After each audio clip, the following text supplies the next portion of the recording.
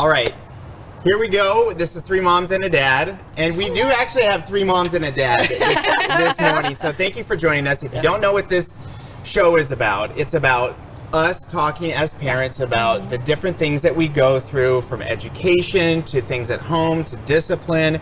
And the topic today, I think, is one that we all struggle with because we're all different. We all have our own parenting style. Yeah. And we've called the theme of this show, Are You a Free Range or Helicopter Parent? So that's what we'll be talking about today. But before we do that, we want to let you know who we are. So we're going to go ahead and start over here. We've got Tracy, Demetra, and Trish. Yes. So Tracy, let us know who you are and your family makeup quickly. Okay, Tracy Humphrey. I work here at ABC 10. I'm a meteorologist and I have a daughter, Jules, who's 7, and I am realizing I am a helicopter parent. And then Demetra, tell us about you. Yes, hi, I'm Demetra. I have 2 daughters, ages 8 and 4, Reagan and Finley. And I think I'm a little mixture of both. You gotta claim one. Oh gosh, I think maybe more helicopter. Mm-hmm. I'm Trish. I have a 7-year-old daughter, and I would say I'm a free-range parent more than anything. Okay. I figured they got to learn their own mistakes and learn from them. And I think, like, what we all hear and read and talk about, that's one of the main things that you hear from the professionals, the experts, is they need to go through these trials and tribulations. But going through it, seeing them suffer, seeing them bang their knees, seeing them struggle with writing or doing a project, it's tough to kind of let failure happen, right? Yeah. So here's more of a fun way of thinking about this topic. Here's a little video we found. It's a parody about being a helicopter parent. Uh-oh.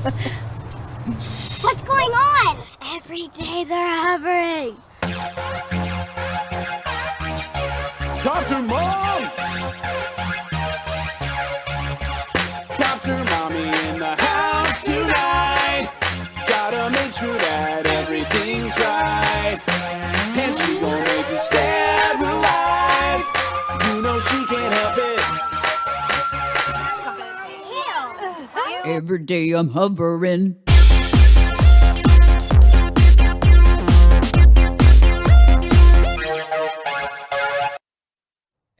Some good mommy outfits too, right? They got some moves. Like casual athletic wear, but kind of cool too, right? Like yoga pants for exactly. everything. We need yoga pants for guys, right? Or maybe not. No, it's probably a bad idea. Okay, thank you.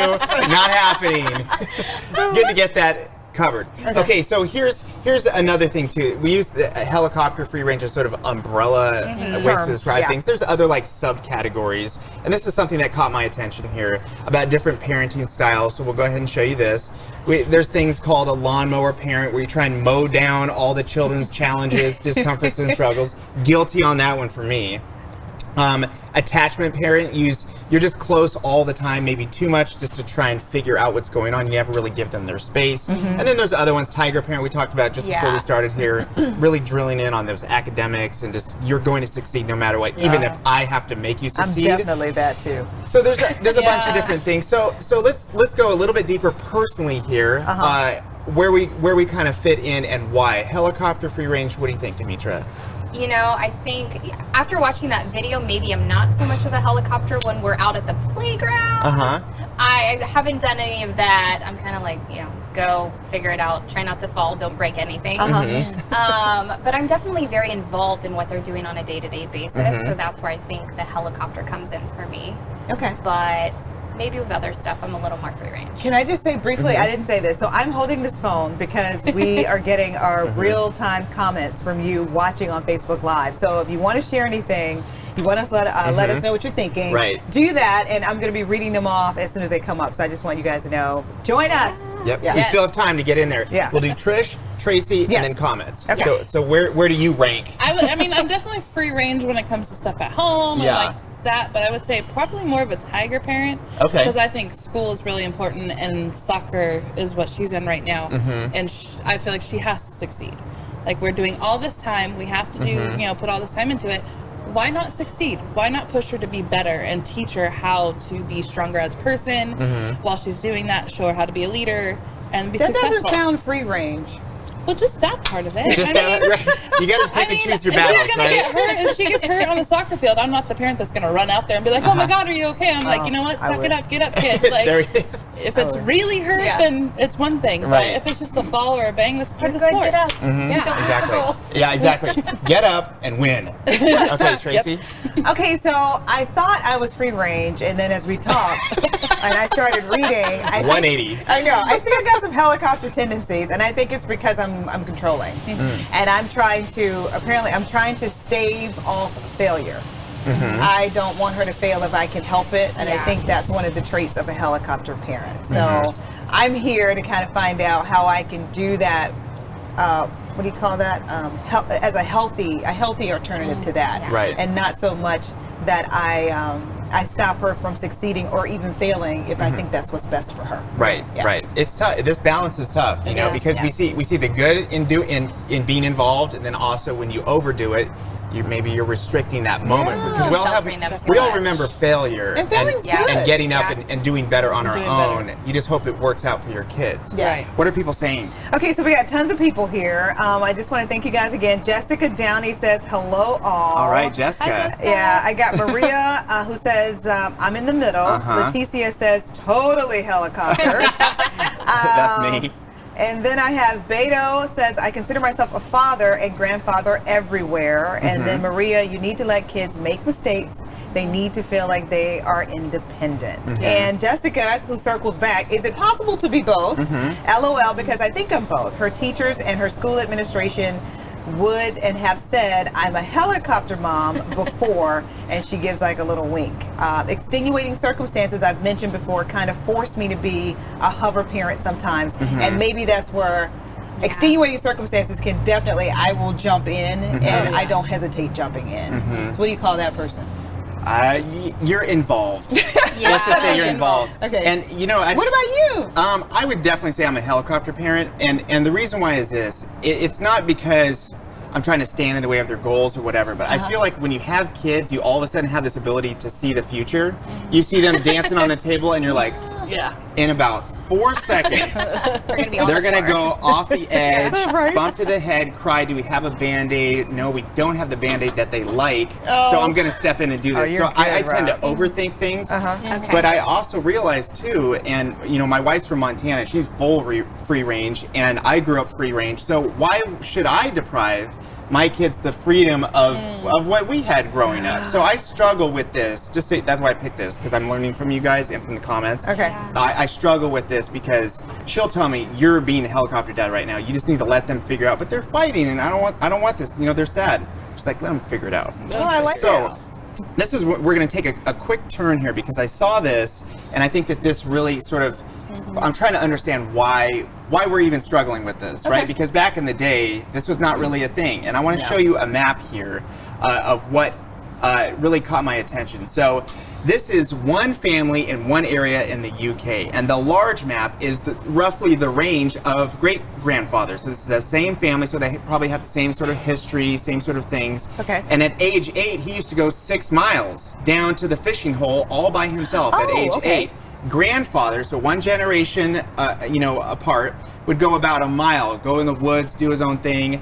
Then the mom could go and walk to school, go to the swimming pool, go to town about a half mile away, and then her child can only go 300 yards down to the bus stop, go to school, and then come back. So we can empirically state that this is happening all over the place. What kids are doing and the range of their free motion is a lot smaller than it's ever been. Historically, we've tightened up. Yeah. Historically, we've tightened up. Yeah. So we know this. We see maps. We feel this. We talk about it. We know it's getting smaller. But why are we doing that? So I want to ask you, why do you think we feel that we need to keep them closer or be more involved? I think there's so much more that we see out in the world than we did before. Media. With the media. You see what happens when kids are, influenced by the outside world, or they're in danger from the outside world. And so that's where I'm fearful. I remember going around my neighborhood when I was growing up. We would be gone all day. We would not come back until it was time for dinner. And I don't let my kids do that. If they want to go outside, it's the backyard. It's not the front yard. And we live in a pretty safe neighborhood, but I still don't feel comfortable. My fear is like, a car's going to come by and snatch them up, or somebody's going to get them to go somewhere and do something that they're not supposed to, and that's a real fear for me. What about you, Trish? What do you think? Same thing. I mean, you see so much in social media now that you don't know, like, is that car driving by actually looking at my child, or are they just looking at the neighborhood? Right. And so, I mean, for me, I grew up very small town. Yeah. We were gone across the street, friend's house, doing stupid stuff, and it was just what we did as kids. Right. And then now it's like, okay, we kind of got to watch our kids, make sure other people. I'm the type of person that's like, I'm not really worried about my kid. Yes. Right. Yeah. But I'm worried about the other people, and that scares me Because to you death. can't control that. Correct. And how is the kid going to react? And again, we see it all over. Tracy, what do you think? Why do you think we're sort of in this situation where we're all, whether it's conscious or subconscious, it's sort of a thing that everyone's sort of scaling back. So I was writing down notes as you said it, because if I don't write it down, I'm at the age now where it's a fleeting thought and I'll lose it. But I agree with the concept that I think what happened is we actually had an opportunity to be outside more, and our parents had us free range, literally. But I think our communities have changed. Yeah. Because when we grew up, even though I could have been several blocks away, my mom knew the people within those blocks. Yes. And so she could very easily pick up the phone and be like, "Have you seen Tracy?" And someone would yell, and someone would tell me my mom was looking for me. Wait. Like a phone call? Talking to somebody on the phone? Yeah, like people knew each other. Having contact with Yeah. neighbors. That's And why now- that button's on there. Yeah. Right Yeah. now My we're in dad- neighborhoods we don't know we don't know everyone, don't. and I Right. think that's why we get paranoid, because I'm like, I don't know that person. Right. Part of it is on us. I think Yeah. I have to do a better job of knowing my neighbors, Yeah. talking to my neighbors that have kids that are close in my daughter's age. I know them because we're in school together and we're doing Yeah. things Right. together. But I think that's why we've kind of gotten a little tighter, is because we're more suspicious of people than we used to be. In my neighborhood, we don't have a ton of neighbors that have kids the same age as mine. So that makes it a little trickier. Right, because Trying that's to know usually people. you're in. Same gender, same age, we're friends now. Yeah. Yeah. We're down the street, but if it doesn't match up naturally, you have to work a little harder. What are people saying online? And then I'm going to shock all of you Really? guys. So Okay, so first of all, Jessica Downey says, "I love Rob and his maps." I'm a map guy. Like, So I did like that for you. okay, there we go. Okay, so But isn't that interesting, right? Maria says Very. nowadays you have to be more cautious, but they still need their independence. I would not let my kids walk alone now, though, because it's crazy out there. You can't Yeah. even walk across the street without something happening. And we had a couple comments ahead of time from Della. I am a proud helicopter mom, exclamation point. I went free range after he graduated college and I completed my parental commitments. Angela says, definitely not helicopter mom, but not completely free range. We are lucky to live where we do because neighbors look after each other and the kids on our dead end. I guess she's in a cul-de-sac. And then last for right now is Mark. I like to think of myself as a Secret Service grandfather. Yes, helicopters, drones, dogs, and the whole enchilada. I need Mark in my neighborhood. Right? Like we like the middle ground, but you know what? Yeah. Be proud of who you are. You know, like that's how you parent, and it works. It works for different people. So. Yeah. You know, usually as we talk about this, and the reason why it usually comes down to some sort of type of safety, right? I've seen always. it in the news, or I know a friend of a friend, or I saw this thing on Facebook. So I looked into it, and we have a way of trying to understand: is it actually getting better or worse? So let's show you one stat in particular, because safety for all adults, humans, is generally getting better. Crime rates are going down. Car accidents, fatalities are going down. But if you look just for your worst case scenario, which most parents imagine this, which is a child abduction. So child abduction, reports of missing children is this specific graph. And you may not be able to read all those numbers and figures, but these are total, not in proportion to. They're clearly going down, and remember, over those same 20 years, so it's down 40% from the early 90s, but at the same time the population was going up, so it's actually even more drastic. Okay. So when you hear it in the news, it resonates with you, because if you have a kid, all you can think is, well, what if that's my kid? Right. So these statistics, they're helpful. I think they might be shocking, they might be surprising, but again, as a parent, I don't know about you, but I always default to, okay, well, if it's 1 in 17 million, what if that 1 in 17 million is my It's kid? mine, yeah. That's unacceptable, or anybody else that I know. So the statistics are interesting, but I still feel like just that feeling of how you would be in that moment if something happened to your kid, always tends us to gravitate toward the helicopter parent tendencies. Right. What do you think about that? Right? Situational and relative to the child's age. Right. That's true. There's something about us that harps on the negative. I can hear 15 wonderful stories. If I hear one bad, I'm like, did you hear what happened to so-and-so? And I think we do that with kids. Yeah. Like, you have all these wonderful experiences, but one kid may, say for example, turn his ankle at a soccer game, and the next game, I got like medical bags, I got everything I think I need because, hey, just in case. What is it about us that focus and harps on that? I don't think it know. changes when you become a parent. I think it does. Something clicks in you, and you're like, I don't want that to be my kid. I don't want anything to happen to them. So you're constantly thinking about the negative because you're trying so badly to keep your kids safe. And It's just this constant sort of quiet voice in your head that's like, what if something bad happens? Right. Yeah. So I could throw a bunch of different statistics at you. I think many people will come to the same base conclusion. You know what? Great. That's great. We're moving in the right direction. When it gets to zero, let me know, and I might change my behavior. But I was thinking, okay, well, if you prevent just one childhood injury or problem, then it's probably worth it, right? But they've actually studied that as well.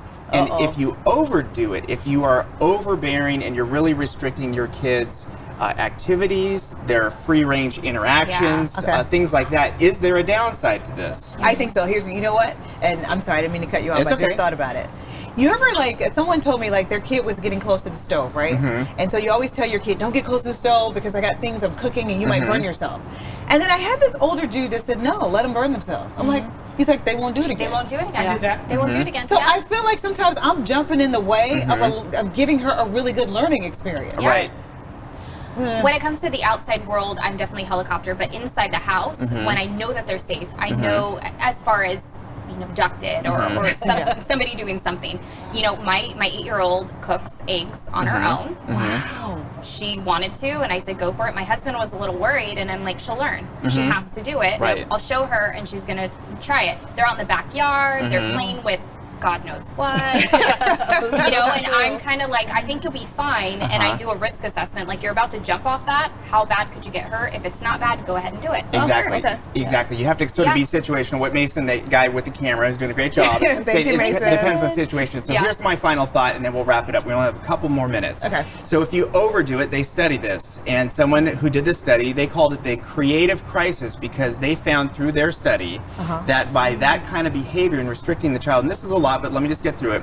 Over the last 20 years, children have become less emotionally expressive, less energetic, less talkative, verbally expressive, less humorous, less imaginative. It goes on and on and on. And they are less likely to see things from a different angle because if their world becomes smaller, they take less risk, they know less, they have less of that feeling of overcoming obstacles, Confidence. on their own, confidence. That through their study of, okay, if we're doing all this, what's the net result? And that was their analysis that this may be happening generationally. So remember that map that I showed you getting smaller? Well, who cares? They're safe at your house. But this may be some of the downside. Do you think that that is making any sense to you, or is that off base? Or? I think, like, I want my daughter when she gets older, I want her to go out. I want her to realize, like, there's a world out there of so many opportunities. And if she doesn't experience the good and the bad, then what is she really going to do with her life? Yeah. And That's going to grow. Yeah, and I mean, I've seen kids where, you know, their parents hovered and they wanted to make sure they had the good grades and did all this, but now they're 18, not working, don't have a license, and they're happy with staying at home. And it's like, where's your ambition? That's where for the life? entitlement could come in too, though.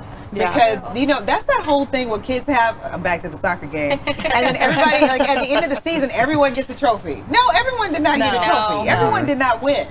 You know, but the thing is, we do that because we're trying to safeguard. I don't want to hurt your feelings. Yeah. And I do think sometimes we're doing them a huge disservice. They have to get their feelings hurt every once in a while. They do. They have to be bored too every once in a while. And that's what I hear at my house all the time. Oh my gosh. I'm so bored. I have nothing new. I'm like, you have so many toys. Yes. You have a backyard. You have electronics even. They're just bored with everything. So it's not our job to cure their boredom. They need to figure it out on their own. Right. Before I just want to do 2 more comments. I know we're about to wrap up. Yeah. Okay. I think, we got it. Oh, quickly? Oh, you can do it quick. Okay, quick. Okay. Gracie, depends. I guess I'm a free-range helicopter parent. Like, she can go to the park and walk to school, but I have a GPS app on her phone.